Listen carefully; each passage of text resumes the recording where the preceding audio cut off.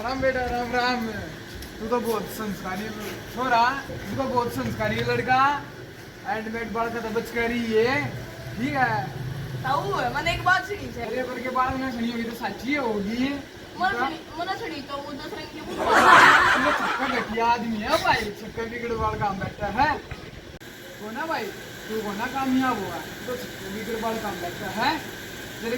तेरे आगे कितना पूरे भरे हैं ये तो रे सारे काम की बैठ का रुक के तो मैं ते बू बाजी भाई तेनू बू बात लगी तू कि मेरी बुंदर पड़ेगा रेसर बू ले रहा हूँ रेसर लोग गई थी ब्लॉग ना लेता मैं लगाइए मारे वाली ने तो ओलंपिक में मेडल जीतना है, जैदी बाजेगी ये और साथ पीने के बाल की तरह बुढ़लिया चल लेगी अच्छा तो हुए वो ओलंपिक की तैयारी करत है और नहीं वो और बाज गया नहर में पानी देख खा आया गया।